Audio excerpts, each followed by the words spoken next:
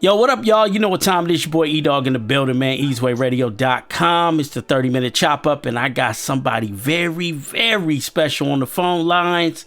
I mean, most call this man the godfather of Seattle hip-hop. I agree. The legendary, the super legendary man is on the phone. Y'all give it up for Nasty Nes Rodriguez. What up, Nes? Hey, what's up, man? So 30 minutes. So I'm starting my stopwatch right now. Good. What's up, E-Dawg? Man, same old soup, just reheated. I wanted to kick this joint off with this question. Who was Nasty Nes before he was Nasty Nes to us? Before the radio, before the KFOX, before all the music stuff, who was Nasty Nes? Wow, well, you know, I can go far back as when I first moved to the United States. I was Nestor, fresh off the boat, got picked on, I was fat, I didn't speak that great. I thought Hawaiian shirts was in style, but it was in style in the Philippines and in Hawaii, but not in Seattle. Man, it was weird, man. So I was bullied quite a bit, you know. But from there, after I started martial arts, then I got kind of a little angry because I wanted to get back at everybody that made fun of me and teased me. So I kind of got on a rampage where my anger started coming out. So then I turned into the crazy Pinoy, which means Filipino. So I went from Nestor to the crazy Pinoy, and then eventually into Nasty Nes, and now just Nasty Nes Rodriguez. A lot of people know you from music, but you know, I was surprised by you being on the big screen on a Kid and Play movie, and I remember telling my kids, "Yo, I know that guy. He's from Seattle. That's, you know, he's responsible for this and that and things like that." And your movie career was impressive to me because you went to Hollywood. I remember, I think you took a gig at Hits magazine, and you know, and being in Hollywood, man, it was like you got to get in where you fit in, and you kind of got to have a recognizable name, which make things a little bit easier in Hollywood because it is about who you know.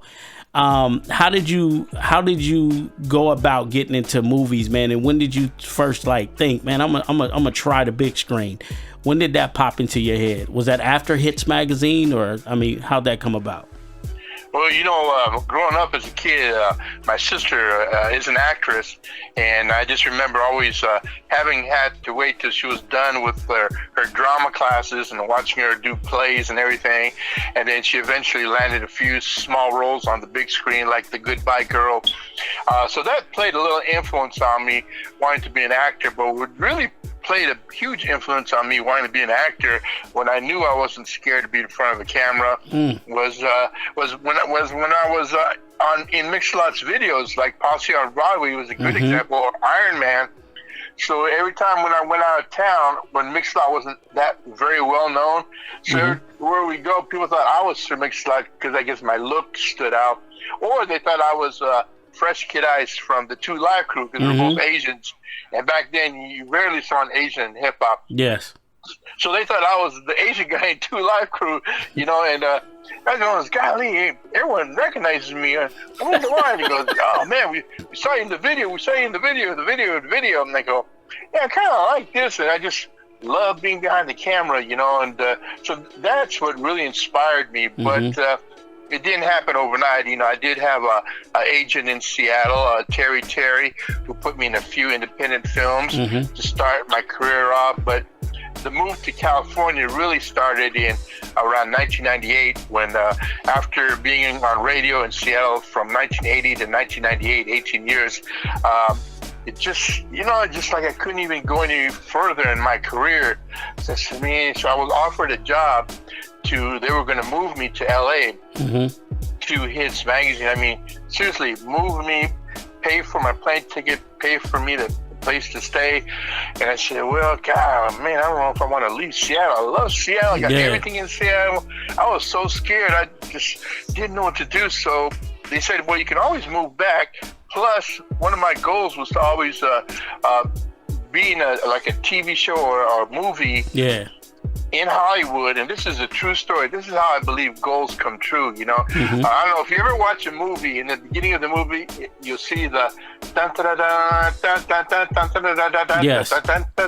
Okay, so I said one day I'm gonna be sitting in the theater, and that's gonna come on before the movie starts, and I'm in the movie, and that happened with Kung Pao Enter the Fist in that movie, and fortunately, in the rap business, as a rap editor for Hits Magazine, I was assigned to visit movie sets, video shootings, meet other artists, and that's how people started knowing me more than just the guy in Seattle who was in Mix-a-Lot's videos and who's at NASTYMIX, And so this lady who's an agent, big agent with Yo-Yo, Yo-Yo, Hercules, and Big Time, a few other actors.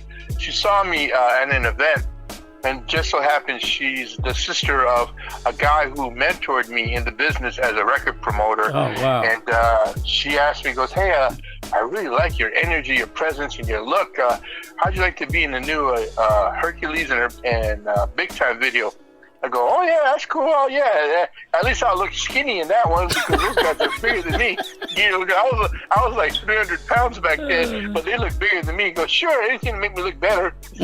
So that's how it started, and she agreed to be my manager to this day and booked me on auditions. And I just recently got a real big audition recently, and we'll see what happens to that. And believe it or not, man, I had a chance to be in J-Lo's last movie, but man, she hated on me and didn't pick me. So wow. Can't give up, man. You gotta keep trying. I mean, I know big actors that go out for roles to this day, and it's like I say, man, it's a political game with the movie stuff. It's no different than coming from the music industry. Just I mean, who plays a big part. There's people out there that actors that don't have to read at all. They just get picked for the movie because the person that's actually writing the movie have them in mind. So I was just shocked to see you on the big screen, especially in the Kid and Play video. You aced Posse on Broadway. No matter what people, you can't remember that song without remembering the video, right? Well, that video, I was mad when we did that video because I just got fired from KFOX under the new owners. The new owners fired me because they didn't want me to play rap anymore. They were going to get rid of all the rap, and I couldn't believe it. I had the highest rated show, and it was on AM, and they said, no, that's not the direction we're going in. That's why in the video, you see me in the beginning where I refused to play any rap music, and then at the ending, I end up playing the records, pretty much telling that radio station, the people that fired me that, F you, man, so that's probably why I deserve an Oscar for that, because that came from the heart. It was organically built back then. It wasn't no Facebooks, it wasn't no chat line, it wasn't nothing that anybody can really promote hip hop. It was all about word of mouth. And just thinking back, I went to a Sir Mix-a-Lot dance at the Rainier Vista where they had this little portable and he was DJing, and that was the first time I got hip to Mix-a-Lot because I met my little first girlfriend in the Vista, and they was going to it, and Mix talked a lot of crap on the mic back then. Had the break dancers breaking against each other and all that. But I remember the experience I had after that, because I would always go to Rainier Vista because it was down the street from my neighborhood, and I would participate in like sports and things like that.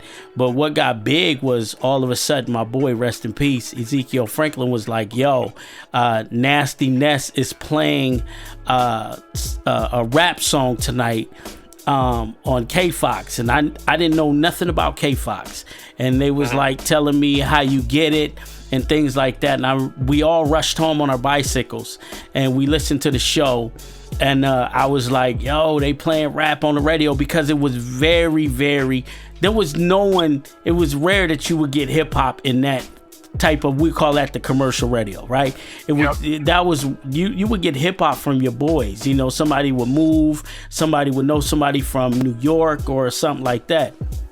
And it was a trip because you played a record and I was like stuck. But then about 2 days later, this big like talk was about youth. It was like Roxanne's response.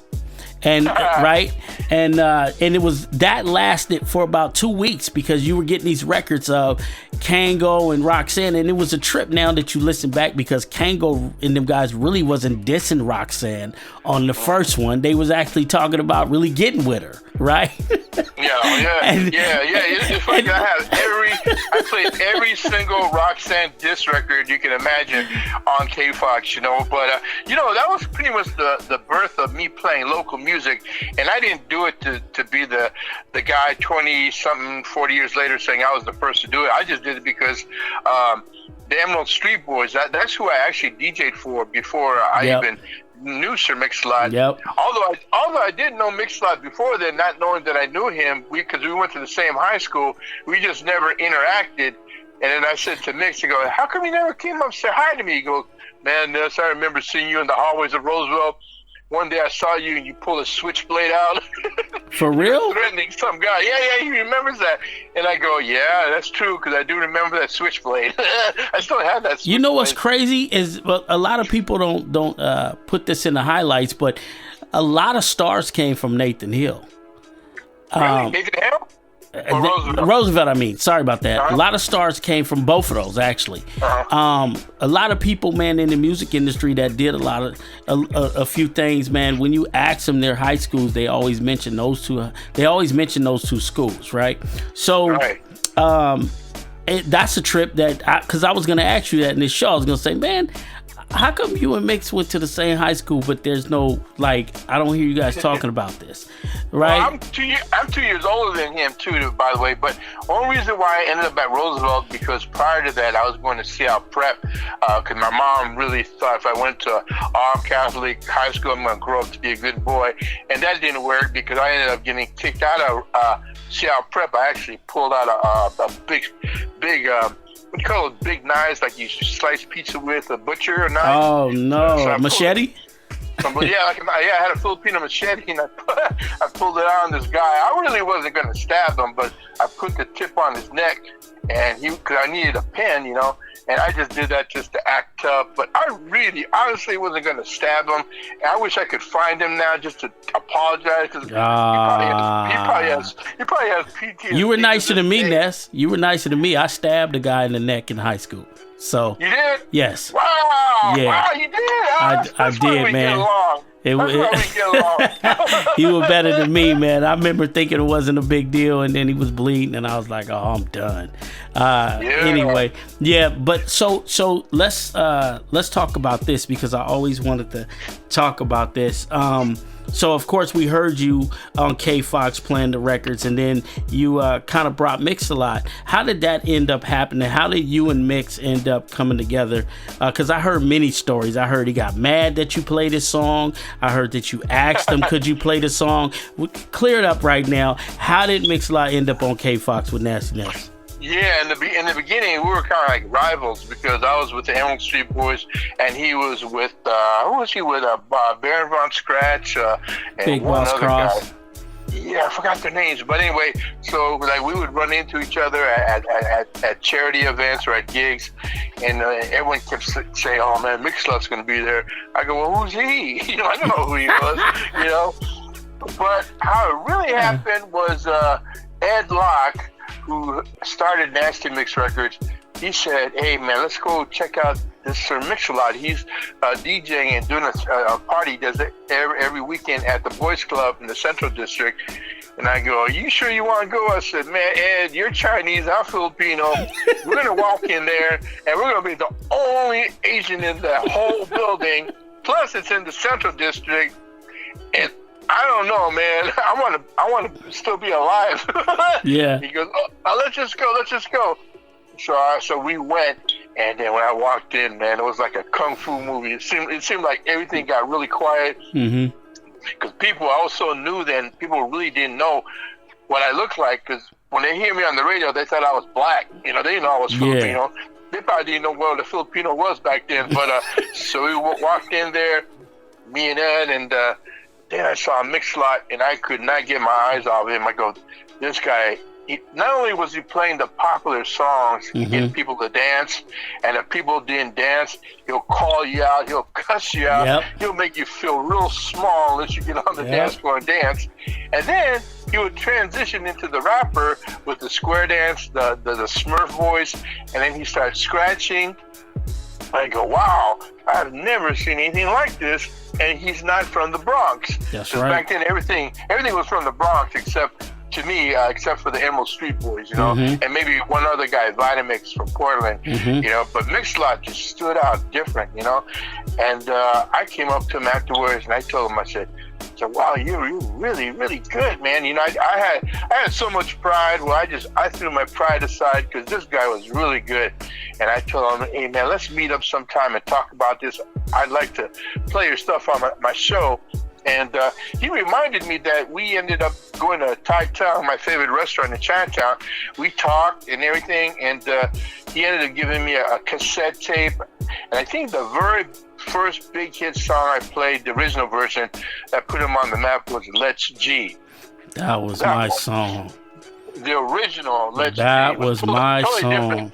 Yeah, that one, and it snowballed from there. And no, man, he didn't get mad at all. He actually loved it because that's how he knew what was going to hit for him. Because every week he would give me one song, sometimes two songs, and I still have a collection of at least 20 of them that I played on cassette. And that's how we knew what was going to hit, you know. But it was square dance rap, Let's G, and one song that he used to do at the gigs that we actually got threatened by Seattle police they were going to shut us down if he did the song, was I Just Want to F You. Are you serious? Yeah, it was at the Mountaineers Club, and then it was made kind of news headlines, and I never knew that. Yeah. That's it. It makes. Are you gonna do the song? He goes, yeah, I'm gonna do the song. And he came up and did I Just Want to F You, the uncensored version, and everybody was like, yeah. now, this is crazy because, like I said, you know, most people call you the godfather of Seattle hip hop, and I can see why. A lot of things that you touched that you were involved with was legendary. We could talk about the Seattle City dances that had everybody, and I don't even know how you guys promoted it to the point, because now promotions means a lot and you don't get a lot of results. You know what I mean? Like you did back in the old school, and most people had just like a paper flyer. And I mean, but there was people from all over Washington at these dances. There was break dancers, rappers, you name it, preppers, whatever they were considered that had to do with hip hop, they were there. How did you guys push these events? Did you use the high schools? Because I was young, really young. I had to be about 15, probably even younger than that, because I remember it had to be all ages or something, because I was in the building, and you had people from all over, Tacoma, North End, South End, at these dances, and these dances were a big deal. How did you guys do that? Man, all I remember is our art department designed the flyer, and Ed Locke would be everywhere, posting the flyers everywhere. And we bought commercial time on the radio, and that was it. I think because we had breakdancing crews, which was really new back then, like the Emerald City Breakers, Seattle Breakers. Since they were going to be on stage performing, they told their friends told their friends, and it was something that it was really new, and people wanted to see that. And you know, and word of mouth with the rappers, you know, like, you know, I supported Frostmaster Chill, Bob Tide, all these guys, you know, I supported from day one, and they told their friends. I remember Danny Clavicita, aka Mr. Supreme, he was so young that he had to go, when he went to our gigs, he went with his mom. That's how young he was, because he wanted to watch and learn and listen. And so like you know, he was really young too, you know. There's a lot of memories, a lot of people when they were just like maybe 13 years old, and now they're grandfathers. Now, what I do remember is this. I remember Nasty Nes with the cool slick back hair. The legs were always like wide, no homo, standing in front of the turntables. You didn't need a smoke machine because you smoked like a pack an hour. That I don't do. You know what? That's funny you say that because, man, it was funny because I started smoking only one reason, because to be in radio, I noticed everyone on radio that had a good deep voice smoked cigarettes. So I figured, okay, I want to smoke cigarettes because I want my voice to sound really cool. And you know, it became a habit. And then I got really scared getting behind the mic. So I goes, well, everyone I know that gets behind the mic drinks a lot. And they do cocaine, so I go, okay, well, I'm gonna try that too. Really? Yeah, because that was like the cool drug back in them days. Yeah. Oh man, but I didn't know I was gonna get addicted, man. And here I am, man, like 40-something years later, man, and I've got heart problems. But you know what, Ness? You know what? To get serious real quick, this is why it's very important that we watch what we promote, how we push it, because if you look at the industry now, I remember when it was like, even if you smoke weed, you hit it. Exactly. When you did coke, you hit it. But these kids now in the music industry is promoting that being high and listening to our music is cool. So it was crazy that you brought that up, because that's kind of like history repeats itself, right? So you wanted to be in the radio, and you said you've seen these things happening, and you thought that you had to adopt these things to fit in, to be a real radio disc jockey. You know, you had to have your cool cigarette in your hand and talking over the air. So I remember you did a gig in Tacoma, and you broke this record, and breaking records was a talent. A lot of DJs now I don't think if they know the history, breaking records was a big deal, and all DJs didn't break records. You know, it was certain DJs that were just able to break a record. We at this hotel, man. I found out last minute that Nasty Nes is spinning at this hotel. I forgot what it was called at that time. It was off Portland Avenue, and it was you DJing, and you played Posse on Broadway for the first time at this hotel. Did people dance? People danced, but they were more sitting there stunned with their mouth dropped. And I remember them just approaching you saying, "Who is this?" And you were, "This is Sir Mix-a-Lot." And everyone was like, "No, that's impossible," because it was something so different, right? And so clean, and it's, man, you couldn't play a song like that today in the club and expect everybody to dance, right? And you played it, and I remember, man, just that's all the talk was on my telephone calls for 2 days, like that song Posse on Broadway. You blew that song up in Seattle before it got the national exposure. The video just took it further, right? That was one song where I played off a cassette tape first, and we got so many calls on it. So so this was my theory on the song. I go, man, Mix, nobody on the West Coast is getting love in New York, because back then you had to break out in New York or you were nobody. I go, but Mix, I said, this is the one, I promise you. He goes, why do you say that? I go, man, really? Because Broadway, who has the biggest, everyone has a Broadway in their city, but who has the biggest Broadway in the whole wide world? New York. I go, bingo. But you know what? Nobody in New York, as far as the commercial stations, they didn't show me any love. Only love I got out of New York were the college stations, and it was DJs. And I remember who did it. It was Chuck Chillout, the Awesome 2, Hank Love, and Half Pint. Those were the cats that broke his record on non-commercial radio stations. But the other stations didn't break it. So I was wrong when it came to New York, but Philadelphia supported it, and you know, that was the closest to New York that we got love. And we actually did a show in Philadelphia, and was invited to be on a Dance Party USA, the TV show. Wow. I had a dream girl I was in love with named Princess. Got to meet Princess. I said, man, I'm in Philly with Princess. Yeah, man. But that's where it all started, was off a cassette tape, you know? So Posse on Broadway, you know, it was crazy because anybody, I don't care where they were from, Chicago, LA, whatever, when you came to Seattle, you had an artist in mind, which was Sir Mix-a-Lot, and then you had a street in mind, which was Broadway. But what made our Broadway different was these guys would say, "Where is Dick's?" Yeah. I need to go to Dick's. I mean, it was crazy because you guys, if we knew business the way we know business now, that should have been a cash in. That should have been the bag, right? Because Dick's got a lot of exposure out of a one rap song. And there's no doubt in my mind that this rap song. I tell you, that Dick's on Broadway did not allow us to film our video there. If you really look at the video, it stands. That's not Dick's on Broadway. It stands on Rainier.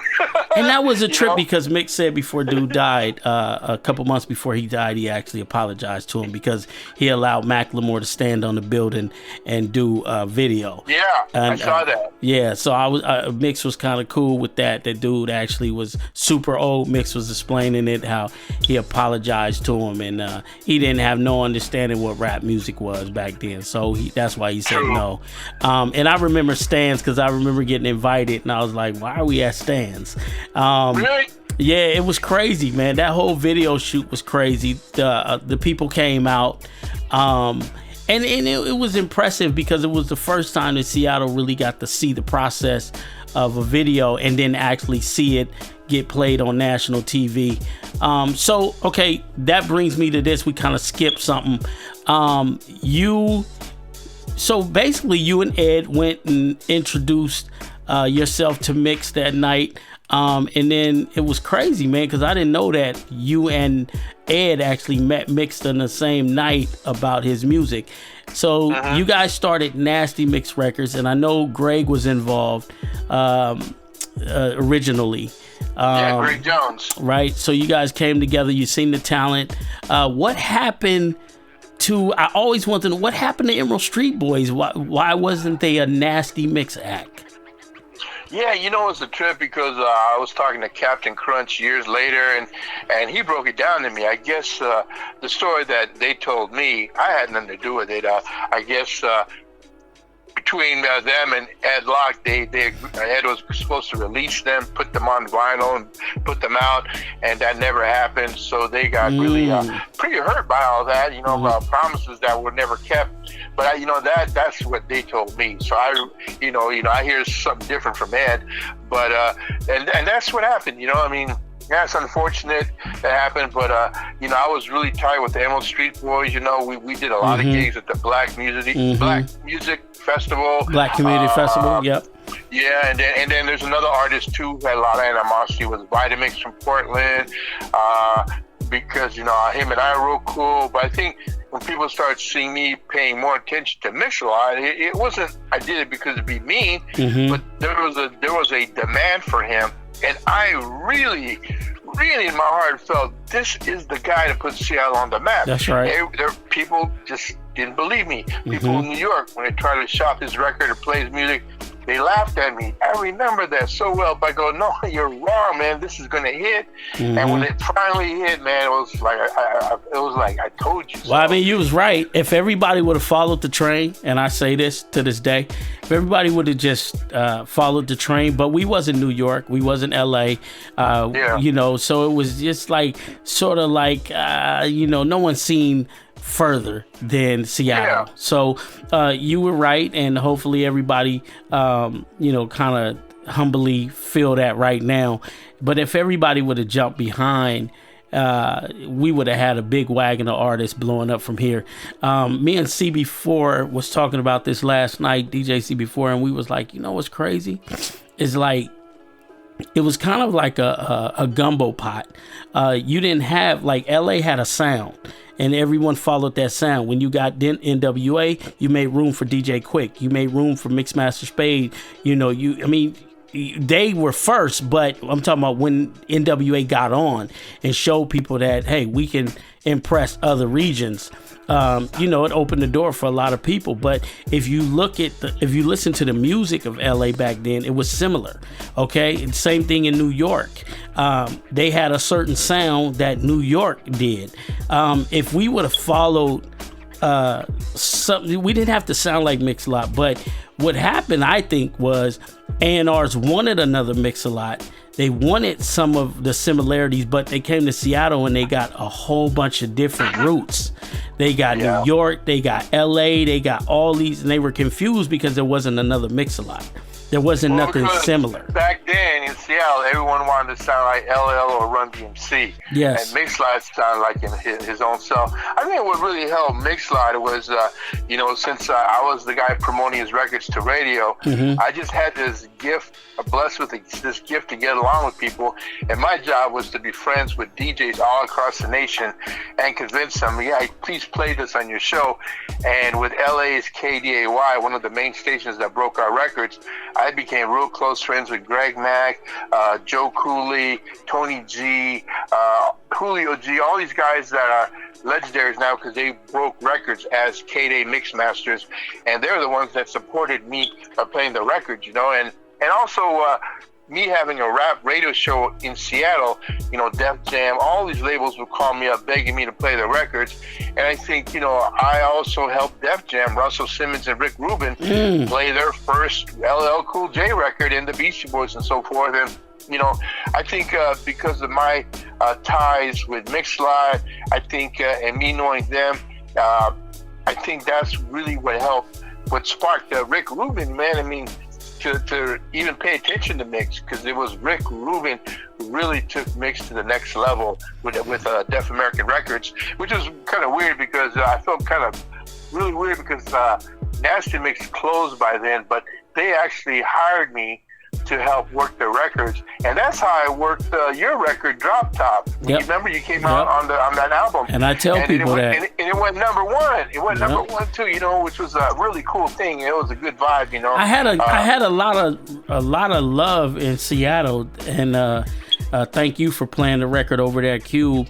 But the politics, man, is something that young artists, we don't have a class on these things. We don't know. That's why labels had people in position to make sure that things that's happening today would never happen, where artists would do stuff and the media would pick it up, and it was kind of disrupt their push on their records. You were there at KUBE 93. Let's talk about that. And you played Drop Top, and then KUBE actually picked up the record and started playing it in rotation. And I remember the politics, man, and I didn't, and it was crazy because it was your show, right? And I remember I was hip to being careful. Politics is, by this time I was with Mix on the road doing radio with him and everything, so I knew the do's and don'ts. But you come home and you're pumped, you've been on the road and you're trying to hold that same attitude, discipline that on the road. So I remember you hit me and you had DJ Punish on the show and you said, man, I want to interview you on KUBE on my show. And I said, cool. And we had this interview scheduled. And I got down to the station. I think you guys were off the water at this time. And we had a big bottle of gin in the car.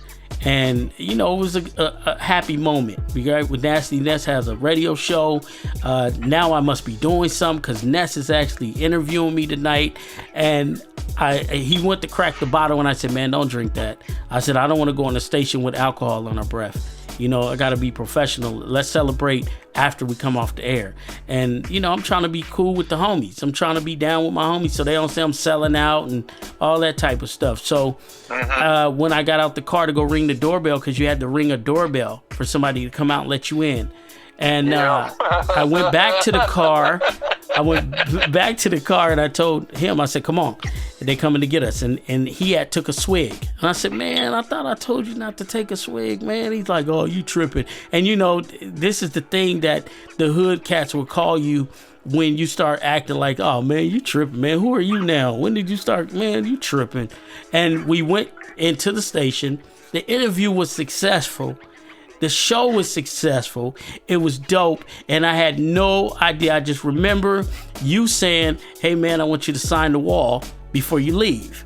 And it was this wall full of autographs. And I said, yo, all right, cool. And I just felt, man, I'm happy I'm in this position because I seen Mix get this kind of love, right? So I turned around and I signed the wall. Everything was perfect to me, right? And we leave, and in the morning, 8 o'clock in the morning. Stop right there. Right? So I had no problem with you bringing a bottle of gin in the station. The problem we didn't bring the gin in. Yeah, go ahead. The problem I had with you guys, especially that guy Art, was not only did you bring liquor in the station, but you brought a bunch of markers and spray cans and spray paint. No. See, this is where me and Ness. Now, keep in mind, people, listeners, this is our first time talking about this. I had no idea Ness thought we brought a bottle. We didn't bring the bottle in. We didn't bring it. I didn't bring any spray cans. I didn't bring any markers. All I was told was to sign the wall. Now, keep in mind. Now, Art must have, I don't know why he would have spray cans on him or any. Now, markers. Now, marker, I believe he might have had markers because he was known as an old B-boy and he used to hit his tags up. But why I don't think he intentionally brought it to the radio station because we were out and about kicking it. And then I remembered I had an interview. But when I left in the morning, 8 o'clock in the morning, I got a call from Ricardo, and Ricardo's voice is just like this. Hey, man. I said, yeah. So, what happened at the station? I said, what do you mean, man? It was dope. We went to Ness's show. We was killing it. Oh, that's not the call I got. What are you talking? Wait, what are you talking about?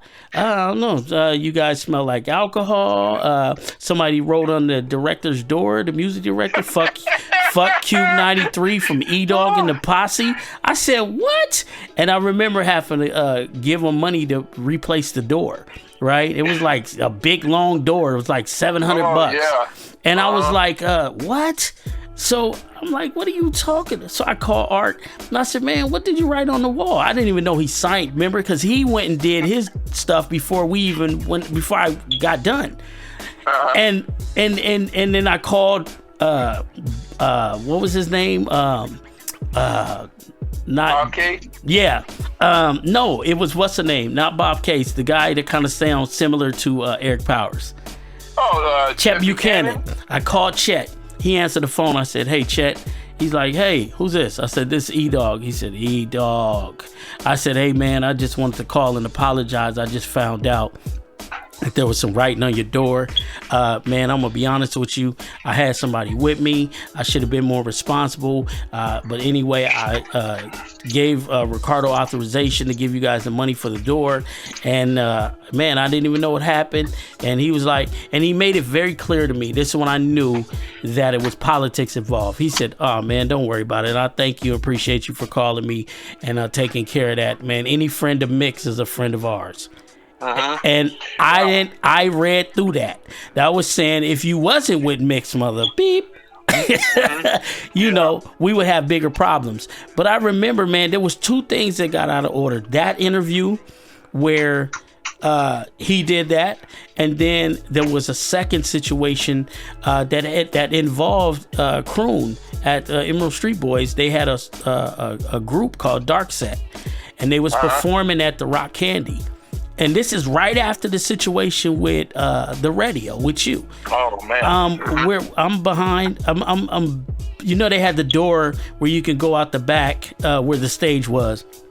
And I'm hanging out there, man. And James Croon and them guys are on stage, and they're killing it. And I just pulled up, man. I'm in a good mood, and I'm sitting there, and he comes out. James Croon come out after they got off the stage, and I said, "Hey, man, that was a show. That show was tight." And he said, Yeah, thanks, man. Better than that Mix-a-Lot shit. And I said, wait, what'd you just say? He said, no, I'm just saying, thank you, E. I'm better than that Mix-a-Lot shit. I said, well, I don't see Mix here, so I don't know what you're saying. And then I got kind of mad, and I started to take off my coat. At that time, the same guy we're talking about that did the KUBE incident, his cousin came up behind, seen me get into a confrontation, pulled out a gun, and said, E, is there a problem with these dudes? And I said, and everybody rushed to that door. What I didn't know is Eric Powers was getting trampled too. And people were screaming, E-Dawg got a gun. Now my airplay went to 0 the next day. Yeah, I remember that part. I remember your airplane went to zero, and my radio career almost ended in 1994, thanks to you. Oh, I made history. All right. I almost got Nasty Nes fired. I know, man, but you know what? It's so cool that we can look back and laugh about it, because those were some serious good times. You know what I mean? Oh, man. Hey, man, it took me forever to get Eric Powers back in my pocket, man, because Eric would not. I would call, catch him on the phone lines. He'd say, "Hey, what up, E? Oh, yeah, man, I'll call you back." Yeah, right. That was crickets. And then eventually, man, he was doing a club night in I want to say Kent. And he finally gave me an ear to talk, man. And I explained to him what happened, just like I just told you. And he said, "So you did have a gun?" I said, "I never had a gun." He said, "Man, I was telling people you put a gun on me and everything." And I said, "Man, you know, it's just to watch the company you keep. Especially if you're on your way up doing some music, you got to watch the company you keep." And this is what's crazy. Eric Powers that night was with my wife, which was working for the promotional department at KUBE, and Eric hooked us up that night, and we've been married 20. Oh, really? Yeah, we've been married 23 years because of that. So wow. It's crazy because something bad can become good, and then, you know, me and Eric is cool to this day. Me and you's cool. I never knew that you had that in your head, that we brought a bunch of graffiti and bottles, and it was nothing like that. And it's crazy because, like I said, you got to watch the company you keep, right? Yeah, that's so true. You know, I want to share something I learned when I first got in the radio, on commercial radio, and it was through Jasmine's dad, the legendary Robert L. Scott, the voice of 1250 KYHC. Rest in peace. You know, that's a guy I looked up to, wanted to be just like him. And, you know, in the beginning of my career, I emceed a show. It might have been like a People Bryson concert or whatever. And I went back and sat in the audience, and I just started to fit in with the crowd, because you got to remember, he was this Asian guy. It was like the only Asian in the whole crowd sitting in there. And then so some guy offered me to smoke the joint with him, you know, so I smoked some weed. And, okay, I'm gonna do it so I can look cool, so I'll fit in. And then bam, Robert L., he was sitting near me. He yelled at me the next day. He goes, "Let me tell you something, because you are about to become a popular celebrity figure here at the station. You cannot be seen doing stuff like that, because kids are going to imitate you. You got to set an example. Think about it. You know, it's up to you how you want to handle yourself, but you got to prepare yourself to either become a role model or not." And that's when I learned to really be careful on how you act or what you do in front of crowds, you know. So, yeah, so just... yeah, you know what I mean? Man, rest in peace, Robert L. Man, I seen some controversy with that, and I ignored it, because one thing that some people can't take away from you is that your history here. It speaks for itself. It was all work. The work was put in.